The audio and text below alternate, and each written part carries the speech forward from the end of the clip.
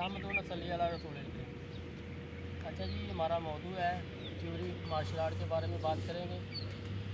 और दूसरा ये इस बारे में बात करेंगे कि हमें कौन सी एक्सरसाइज करनी है और कैसे करनी है। तो ऐसे है कि सबसे पहले मार्शल आर्ट्स के बारे में बात करेंगे कि मार्शल आर्ट्स के अंदर, कराटे के अंदर या अपना जिस्म वार्म अप करने के अंदर हमने स्टार्ट कैसे लेना है।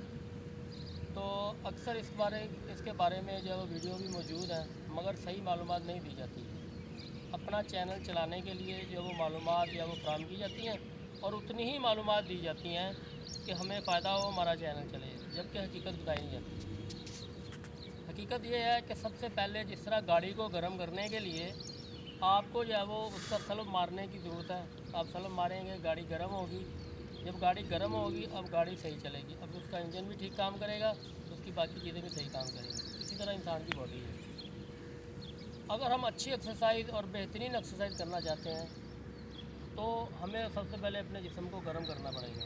गर्म करने के लिए चाहे आप रनिंग कर लें, चाहे आप जंपिंग कर लें, चाहे आप कोई अदर एक्सरसाइज कर लें, सबसे बेहतरीन जो चीज़ है वो रनिंग है।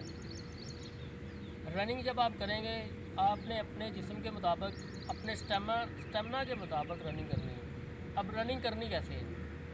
रनिंग का तरीका ये है कि रनिंग हमेशा जो है वो रफ़ ट्रैक के ऊपर की जाती है, यानी कि कच्ची ज़मीन के ऊपर की जाती है। पक्के ट्रैक के ऊपर, कंक्रीट के ऊपर या सड़क के ऊपर रनिंग नहीं की जाती। अगर आपकी एज 25 साल से नीचे है तो आप जो है वो सड़क के ऊपर, कंक्रीट के ऊपर भी आप रनिंग करेंगे तो आपके लिए वो नुकसानदेह इतनी नहीं होगी जितनी कि 30 प्लस के बाद होगी। क्योंकि 30 प्लस के बाद इंसान जो है वो कमज़ोरी की तरफ जाना शुरू हो जाता है।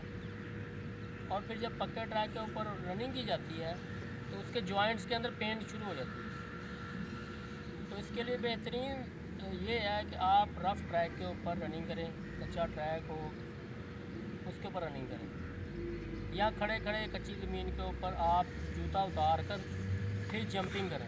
ये आपकी बेहतरीन चीज़ है। स्टॉप कीजिए। अच्छा जी, हम मार्शल आर्ट्स की बात कर रहे थे। मार्शल आर्ट्स के अंदर जो वो एक अननोन बंदा है, उसको मार्शल आर्ट के बारे में, कराटे के बारे में, बॉक्सिंग के बारे में नहीं पता, वो कैसे सीखे? ये बड़ा एक आम सवाल है। अक्सर लोगों के जहन में होता है कि एक आम आदमी यूट्यूब देखता है, उसको जुनून सवार होता है कि मैंने मार्शल आर्ट करने हैं, मैंने कराटे सीखने हैं। अब वो क्या करे? मेन चीज़ जो नहीं बताई जा रही वो क्या है कि हमने पंच बनाना कैसे है। पंच बनाने का तरीका नहीं बताया जा रहा है। सबसे मोस्ट जो इम्पोर्टेंट चीज़ है पंच बनाने का तरीका। आपने अपनी हथेलियाँ से खोलनी है, ठीक है, ये आपने अपनी फिंगर बंद करनी है, उसके ऊपर थंब इस तरह जो है वो क्लोज़ करना है। ये पंच बनाने का तरीका है। जब तक आप पंच बनाना नहीं सिखाएंगे, आप मार्शल आर्ट्स की बेसिक नहीं बताएंगे तो आप आगे कैसे चलेंगे? अब ये इस तरीके के साथ आपने ये पंच बनाना है। बाद लोग इस तरह पंच बनाते हैं, कुछ इस तरह बनाते हैं, कुछ इस तरह बनाते हैं। अब होता क्या है, जब इस अंगूठे के ऊपर जोर आता है, ये टूट जाता है, हाथ के ऊपर चोट लग जाती है, तो लोग अक्सर डिसाइड हो जाते हैं ये हम नहीं कर सकते, ये तो हमें खुद ही चोट लगी। भी एक चीज़ जो मारने वाली चीज़ है वो खुद ही अगर कमज़ोर होगी तो वो दूसरे को नुकसान कैसे पहुँचाएगी? वो तो अपना ही नुकसान करेगी। तो इसीलिए सबसे पहले आप पंच बनाने का तरीका है। अब पंच बना लिए, अब पंच हमारे हमारे हाथ कमज़ोर है, हम दूसरों को मारेंगे, दर्द किसको होगा? हमें खुद को दर्द होगा। तो इसके लिए ज़रूरी है कि हमने अपने हाथों को मजबूत करना है। मजबूत कैसे करना है? उसके लिए हमने फिंगर के ऊपर जो वो डिप्स लगानी है, ठीक है। फिंगर हमने ऐसे खोलनी है, थोड़ा क्लोज कीजिएगा, डाउन कीजिएगा, फिंगर ऐसे रखनी है और इनके ऊपर आपने डिप्स लगाने हैं ऐसे, बिल्कुल स्ट्रेट बॉडी नीचे लेके जानी है, ऊपर लेकर आनी है, नीचे लेके जानी है, ऊपर लेके जानी है।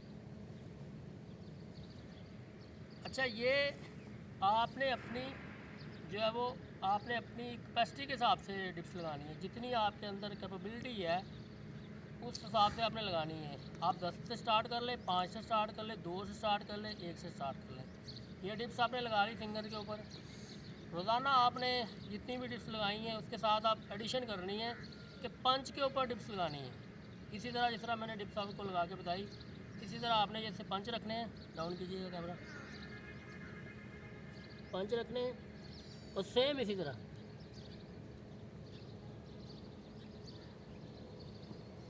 डिप्स लगानी है। अब फिंगर्स आपकी मजबूत होंगी फिंगर्स के ऊपर डिप्स लगाने से। पंच की ये बाहर वाली साइड मजबूत होगी पंच के ऊपर डिप्स लगाने से। और इसी के साथ सारी बाजू है, उस बाजू के ऊपर उनके मसल मजबूत होंगे। ये तो होगी आपके हाथों की मजबूती, फिंगर्स की मजबूती। अब टांगे हैं, कराटे के अंदर तो टांगों का बहुत ज़्यादा रोल है। तो टांगे कैसे मजबूत होंगी? तो टांगे भाई मेरे ऐसे मजबूत होंगी कि आपने रनिंग करनी है।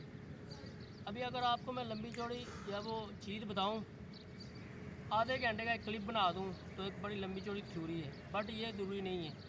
सिंपल और शॉर्टकट चीज़ ये है अननोन बंदे के लिए कि जो मार्शल आर्ट सीखना चाहता है, कराटे सीखना चाहता है, वो रनिंग करे। वो 10 से 15 मिनट की रनिंग करे, 5 मिनट से स्टार्ट ले ले, रनिंग करे। रनिंग इतनी फास्ट ना हो कि बिल्कुल थक जाए, ठीक है, रनिंग करें। और जिस तरह मैंने पहले अपने क्लिप के अंदर बताया कि रनिंग आपने जब रफ़ ट्रैक के ऊपर करनी है, कच्चे ट्रैक के ऊपर करनी है, कोशिश ये करें कि अगर जूता उतार सकते हैं, ग्रासी ज़मीन है तो जूता उतार के करें, ठीक है। और अगर ज़मीन जो है वो ऐसी है तो फिर आप शूज़ पहन कर करें, जॉगर पहन के करें, ये बेहतरीन चीज़ है। और रफ़ ट्रैक हो सबसे बेहतरीन ये है। अक्सर लोग ये शिकायत करते हैं कि हमारे जो वो घुटनों के अंदर, हमारे एंकल के अंदर दर्द है।